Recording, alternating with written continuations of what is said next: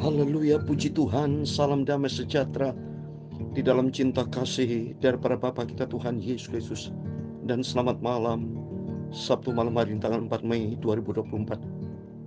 Besok hari Minggu hadirannya Tuhan. Kita mau beribadah kepada Tuhan Yesus. Biar makin hari kita mau makin cinta dengan Tuhan, makin dalam dengan Yesus. Sebab tidak ada pribadi lain yang terindah hanya Dia Yesus. Pada malam hari ini kita mau baca firman Tuhan. Injil Lukas 23 1-25. Prosesi Yesus diadili oleh Pilatus dan Raja Herodes. Biar makin hari kita mau cinta Tuhan. Tuhan lakukan semua ini sampai proses penyaliban. Itu karena cintanya Tuhan Yesus kepada kita semua. Supaya kita lolos dari maut, lolos dari hukuman kekal. Semua digantikan oleh pengorbanan Kristus di Bukit Golgota. Karena Dia Yesus sangat cinta kita semua. Oleh karena itu mari kita mencintai Tuhan. Saya Pastor Yakob Rahma akan menyanyikan sebuah pujian. Aku mengasihi Engkau Yesus dengan segenap hatiku. Aku mengasihi Engkau Yesus dengan segenap hatiku. Amin. Haleluya. Aku mengasihi Engkau Yesus dengan segenap jiwaku. Haleluya. Ku renungkan firman-Mu siang dan malam, ku pegang perintah-Mu dan ku lakukan. Kau tahu ya Tuhan, tujuan hidupku hanyalah untuk menyenangkan hati-Mu. Amin, haleluya. Aku mengasihi Engkau Yesus dengan segenap hatiku. Amin, haleluya. Aku mengasihi Engkau Yesus dengan segenap jiwaku. Amin, haleluya. Renungkan firman-Mu siang dan malam, ku pegang perintah-Mu dan ku lakukan. Kau tahu ya Tuhan, tujuan hidupku hanyalah untuk menyenangkan hati-Mu. Amin, haleluya. Tuhan telah berfirman dalam Yohanes pasal 14 ayat 15 dan 23. Demikianlah firman Tuhan. Jikalau kamu mengasihi Aku, kamu akan menuruti segala perintahku. Ayat 23, jawab Yesus, jika seorang mengasihi Aku, ia akan menuruti firman-Ku, dan Bapa-Ku akan mengasihi dia, dan kami akan datang kepadanya, dan dia bersama-sama dengan dia. Dia itu adalah kita semua, akan bersama dengan Yesus. Haleluya. Ya Tuhan, punya mula kebesaran dan kejayaan, kehormatan, kemasyuran dan keagungan. Ya segala-galanya yang ada di langit dan di bumi, ya Tuhan, punya mula kerajaan, dan Kau yang tertinggi itu melebihi segala-galanya sebagai kepala. Sebab kekayaan dan kemuliaan berasal daripada-Mu, dan Engkau-lah yang berkuasa atas segala-galanya. Dalam tangan-Mu lah kekuatan dan kejayaan. Dalam tangan-Mu lah kuasa membesarkan dan mengokohkan segala-galanya. Sekarang ya Allah kami bersyukur kepada-Mu dan memuji nama-Mu yang agung itu. Terima kasih ya Tuhan Yesus. Sucikan mulutku, sucikan hatiku, pikiranku ya Tuhan Yesus. Ampunilah semua dosaku, semua salahku. Aku orang berdosa Bapa, tidak ada arti apa-apa, tapi karena kasih-Mu aku berharga dan mulia. Oleh karena cinta anugerah-Mu luar biasa. Terima kasih Bapa, malam ini kami merindu selalu diisi dengan firman Tuhan. Sebelum kami berbaring tidur, kami mau selalu cinta firman-Mu. Kami cinta Engkau Bapa, biar Engkau siap taat melakukan seluruh perintah-perintah-Mu Bapa. Terima kasih ya Bapa. Dalam nama Tuhan Yesus, aku hamba-Mu, aku anak-Mu, aku milik-Mu. Sudah berdoa mengucap syukur, haleluya. Amin. Selamat malam dan salam sejahtera di dalam cinta kasih daripada Bapa kita Tuhan Yesus Kristus. Sebelum kita berbaring tidur, mari saudara-saudara kita datang kepada Yesus. Tiap hari, tiap saat kita mau bergaul karib dengan Tuhan. Karena kita hidup sementara di dunia ini hanya seperti uap, kata Yakobus pasal 4, seperti uap manusia. Sebentar kelihatan, sebentar tidak kelihatan. Mari sebelum kita tinggalkan dunia ini, kita mau hidup menyenangkan hati Tuhan, supaya nanti tersurat di dalam kitab kehidupan apa yang kita kerjakan selama hidup ini untuk kemuliaan Tuhan, menyenangkan hati Tuhan Yesus. Terima kasih kepada Tuhan Yesus, karena firman Tuhan katakan dalam Yohanes 14 ayat 15, jikalau kamu mengasihi aku, kamu akan menuruti segala perintahku. Kalau Bapak Ibu ditanya, sayang cinta enggak sama Yesus? Jawab, ya cinta Tuhan Yesus. Nah sekarang kalau cinta Yesus, kata firman Tuhan, kamu akan menuruti segala perintahku. Salah satu perintah Tuhan, harus berdoa seperti malam ini. Kedua, baca firman Allah siang, renungkan firman Tuhan siang dan malam. Ketiga, kita harus melakukannya. Di ayat 23, jawab Yesus, jika seorang mengasihi aku, ia akan menuruti segala firman-Ku. Menuruti berarti melakukannya. Dan Bapakku akan mengasihi dia. Bapa itu adalah Yesus, akan mengasihi kita.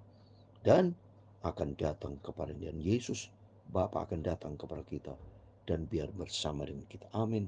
Kita selama hidup di dalam dunia ini, ada penyertaan Tuhan bersama dengan Yesus. Sampai nanti kelak hidup di surga bersama dengan Yesus selama-lamanya. Amin. Ini saya cinta firman Tuhan. Makanya senang saya kalau baca Alkitab, saudara, supaya kita makin dalam dengan Tuhan, makin mengerti, supaya kita tidak menyimpang ke kanan ke kiri ya. Jangan sampai kita salah langkah ya. Jangan sampai kita jatuh, tapi kita dapat kekuatan dari firman Tuhan. Amin. Mari kita kembali kepada firman Tuhan. Kita membaca sekarang Lukas pasal 23. Lukas hanya 24 pasal, saudara ya. Berarti tinggal satu pasal lagi setelah Injil Lukas masuk kepada Injil Yohanes. Puji Tuhan. Kita bersyukur terus, kita setia sama Tuhan. Kita mencinta Tuhan. Ini hanya oleh rahmat anugerah Tuhan. Bapak Ibu bisa setia bersama saya. Bisa setia kepada Tuhan. Rajin baca Alkitab. Rajin merenungkan firman Tuhan. Rajin menjadi pelaku firman. Itu dicatat sama Tuhan, saudara. Dicatat di dalam kitab kehidupan. Supaya kita lulus semuanya biru semua, saudara. Jangan sampai ada merah. Ya kalau kita dulu masih sekolah, kalau rapotnya merah semua, nggak lulus, nggak naik kelas, saudara. Tapi kita demikian firman Tuhan, kita menjadi pelaku firman Tuhan, menyenangkan hati Tuhan Yesus. Amin. Kita membaca Lukas pasal 23 ayat 1 sampai 25. Demikian firman Tuhan ya Bapak Ibu. Lalu bangkitlah seluruh sidang itu dan Yesus dibawa menghadap Pilatus.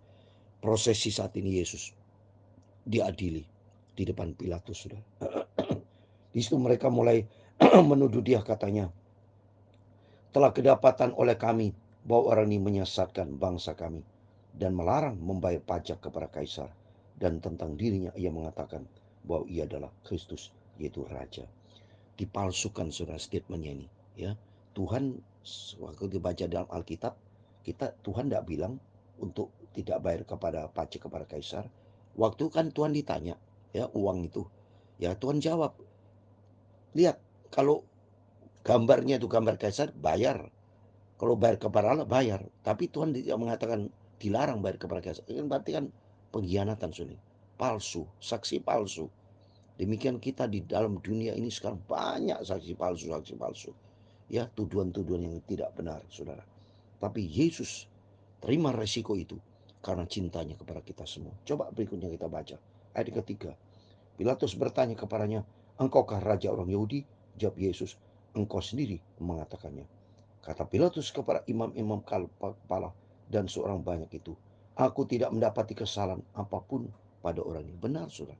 Secara hukum tidak bisa Yesus dihukum sebetulnya, ya. Tapi karena ini bukti nyata, perlakuan tindakan orang jahat, para imam kepala, ya, yang didalangi oleh Yudas Iskariot, ya, ahli Taurat orang Farisi, yang iri hati jahat kepada Yesus, ingin menyalibkan Yesus karena dia tidak suka Yesus itu melakukan mujizat, dia tidak suka Tuhan itu betul-betul namanya terkenal, tapi dia tidak tahu bahwa Yesus adalah Tuhan yang mencintai umat manusia. Terus berikutnya kita baca surah ayat yang kelima. Tapi mereka makin kuat mendesak, katanya. Ia menghasut rakyat dengan ajarannya di seluruh Dia. Ia mulai di Galilea dan sudah sampai ke sini. Ketika Pilatus mendengar itu, ia bertanya, apakah orang itu seorang Galilea?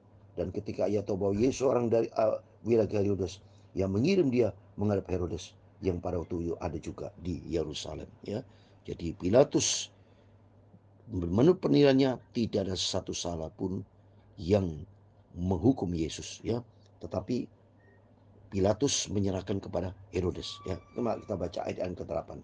Yesus di hadapan Herodes. Ketika Herodes melihat Yesus, ia sangat girang sebab sudah lama ia ingin melihatnya karena ia sering mendengar tentang dia. Lagi pula ia mengharapkan melihat bagaimana Yesus mengadakan suatu tanda. Wah, contoh saudara. Herodes ini ya sudah banyak mendengar berita tentang Yesus. Dia rindu untuk ketemu orangnya, siapa Yesus ini.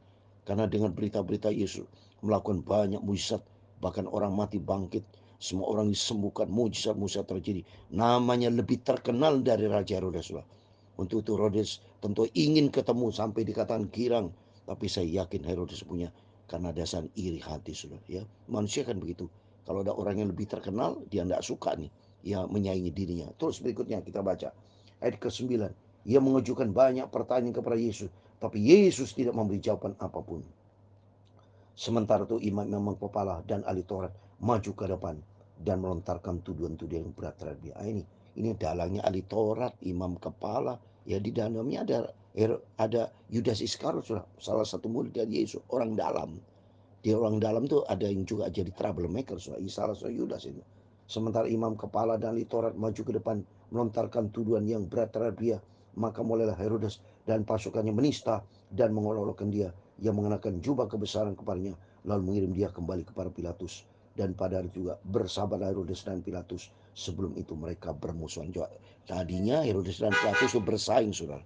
Ya, jahat itu, ya, punya niat tidak baik. Tapi karena hadiran Yesus, mereka akhirnya bersahabat, saudara. Karena dua-duanya akan mengadili Yesus. Terus berikutnya, lalu Pilatus mengumpulkan imam kepala dan pemimpin serta rakyat dan berkata kepada mereka, kamu telah membawa orang ini kepadaku sebagai seorang yang menyesatkan rakyat. Kamu lihat sendiri bahwa aku telah memeriksanya, dan dari kesalahan-kesalahan yang kami tuduhkan kepadanya tidak ada yang kudapati padanya. Ini Pilatus termasuk Herodes itu, ya, saling sudah menginterogasi, mengadili Yesus, tapi terbukti tidak didapati kesalahan. Tetapi terus kita baca 15. Dan Herodes juga tidak, sebab yang mengirimkan dia kembali kepada kami. Sesungguhnya tidak ada sesuatu apapun yang dilakukannya yang setimpal dengan hukuman mati. Jadi aku akan menghajar dia lalu melepaskannya. Nah, ini Pilatus taktik strategi. Ya, tidak ada dapati kesalahannya, tidak layak untuk dihukum mati, tapi dihajar dulu dan akan dilepaskan. Tapi berikutnya ayat 17.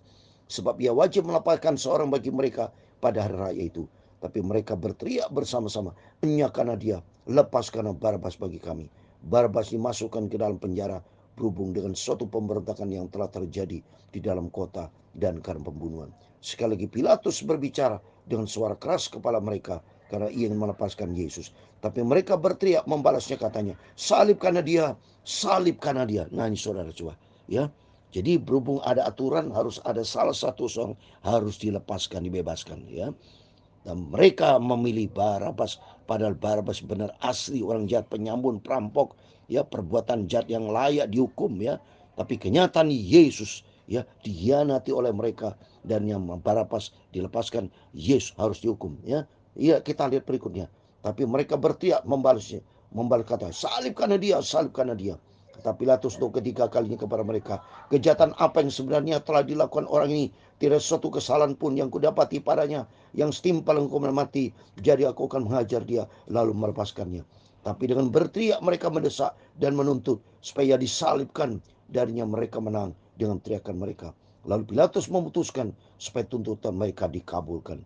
Ayat 25 yang terakhir. Dan yang melepaskan orang dimasukkan ke dalam penjara karena pemberontakan dan pembunuhan itu sesuai dengan tuntutan mereka. Tapi Yesus diserahkan kepada mereka untuk diperlakukan semaunya. Coba nih, diperlakukan semaunya. Dan betul-betul nih saudara, ini menjadi suatu pembelajaran buat kita. Supaya betul-betul kita cinta Tuhan sungguh-sungguh. Karena Tuhan menerima semuanya itu karena demi cintanya kepada kita. Bayangkan kalau seandainya Tuhan tidak disalib, saudara, saya tidak bisa melayani pekerjaan Tuhan. Tidak ada pendeta-pendeta yang ada banyak orang jahat dan terima hukuman. Ingat gak waktu perjanjian lama, so? Orang kalau bersalah langsung Tuhan marah dihukum mati, saudara. Kalau dihukum mati selesai Tuhan marah, ya masuk neraka, saudara. Karena tidak ada pengampunan. Di dalam Yesus ada pengampunan, ada kasih karunia. Dulu ya, kalau kita baca di dalam perjanjian lama, mata ganti mata, gigi ganti gigi, tidak ada kasih, saudara. Ya, bukti kasih Allah itu terbukti karena pengorbanan Tuhan Yesus. Dan pintu surga terbuka. Yohanes 14 ayat 6. Aku ini jalan, kebenaran dan hidup. Tidak seorang pun sampai kepada Bapa tanpa melalui Yesus. Sejak adanya Yesus. Jadi kebijakan dari Tuhan yang maha besar, maha mulia, yang punya surga, yang punya dunia, yang punya segala-galanya. Dia benar-benar menyatakan kasihnya luar biasa. Melalui proses Yesus disalibkan. Dan besok kita lihat selanjutnya proses Yesus untuk disalibkan. Bukti nyata Tuhan cinta kepada kita semua. Benar, saudara. Mari ke Bapak Ibu renungkan. Bayangkan kalau seandainya Tuhan tidak disalib, saudara. Apa yang diperbuat? Ya tentu hukuman atas kita. Nggak ada. Karena melalui Yesus, kita yang harus terima hukuman. Kita yang harusnya terima kutuk. Terima murka Tuhan. Tapi diganti melalui kasih Tuhan yang luar biasa. Jadi Tuhan sudah take over. Ambil alih. Kasihnya luar biasa kepada kita. Sehingga mari kita mau cinta Tuhan. Kita mau sungguh-sungguh, makanya saya maju terus melayani pekerjaan Tuhan. Mengingat cintanya Tuhan luar biasa dalam kehidupan kita semua. Dan kerinduan dari saya, kerinduan kita bersama, suatu hari rindu berjumpa dengan Tuhan Yesus yang begitu cinta kita semua. Nanti saya mau banyak tanya dengan Yesus di sorga, saudara. Saya berlutut di depan Tuhan Yesus. Saya akan memimpin puji-pujian. Kalau ada gitar, saya main gitar, saudara. Ada piano, saya main piano di sorga. Saya akan memuji, memuliakan Tuhan. Ya, akan membawa jiwa-jiwa. Tentunya main piano banyak, saudara. Ya, jutaan manusia yang bisa main piano seperti saya. Tapi saya menjadi salah satu bagian. Saya minta kepada Tuhan semua main piano. Kakak saya bisa, adik saya bisa, semua bisa main piano. Saya mau sama-sama main gitar, main musik apapun. Saya pergunakan hidup untuk memuliakan Tuhan, menyembah Tuhan, mengagungkan Tuhan. Dan katakan, aku mengasihi Engkau Yesus dengan segenap hatiku. Amin, haleluya. Aku mengasihi Engkau Yesus dengan segenap jiwaku. Haleluya. Ku renungkan firman-Mu siang dan malam.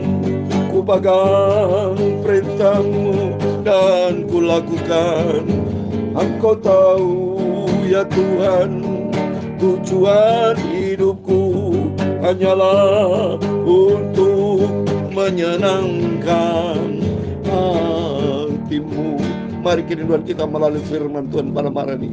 Komitmen kita sama-sama kita melakukan perbuatan perilaku yang menyenangkan hati Tuhan, memuliakan Tuhan dalam rumah tangga, dalam pekerjaan, dalam pelayanan, apapun juga menjadi hamba Tuhan yang baik, menjadi seorang gembala yang baik, menjadi jemaat yang baik, menjadi ibu rumah tangga yang baik, menjadi suami yang baik, menjadi anak yang baik. Standar baik ada di dalam Alkitab. Apa yang Alkitab katakan, kita lakukan. Semuanya itu pandang kepada Yesus, karena Yesus cinta kita semua. Kita mau hidup di dalam kepentingan Tuhan. Utamakan kepentingan Tuhan di atas kepentingan yang lain. Tempatkan Tuhan Yesus di atas segala-galanya. Dan selalu katakan, aku mengasihi Engkau Yesus dengan segenap hatiku. Amin, haleluya. Aku mengasihi Engkau Yesus. Tuhan memberkati Engkau dan melindungi Engkau.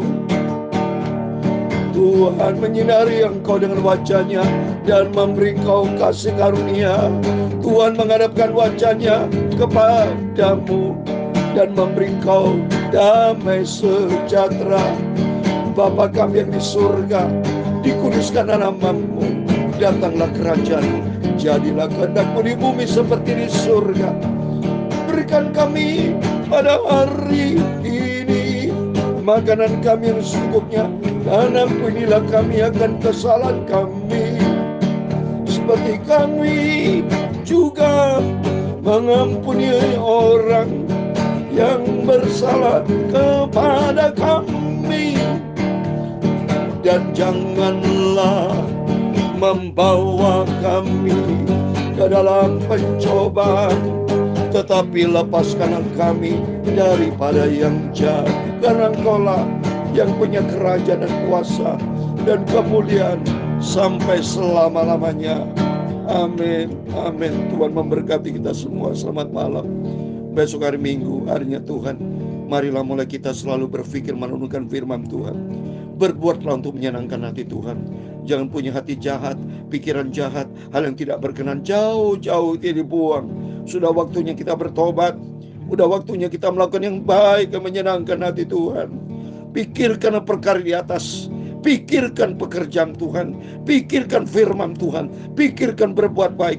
Pikirkan selalu hal yang berkenan kepada Tuhan. Kalau sudah baca dalam Filipi pasal 4 ayat 8, pikirkan yang benar, yang mulia, yang adil, suci, semua yang dipuji orang, semua yang mendatangkan kebajikan. Kita pikirkan ada 8 di situ. Filipi pasal 4 ayat 8. Dan senantiasa hidup kita menyenangkan hati Tuhan Yesus, sehingga hidup kita menyenangkan, berkenan kepada Tuhan. Sehingga nanti kalau Yesus datang, kerinduan kita, kalau Yesus datang dengan sangkala Allah berbunyi, bersama para malaikatnya, bersama Roh Kudusnya Tuhan, kita akan masuk di dalam kerajaan surga, hidup kekal bersama Yesus, senang selama-lamanya. Amin. Tuhan memberkati kita semua. Immanuel. Amin. Haleluya.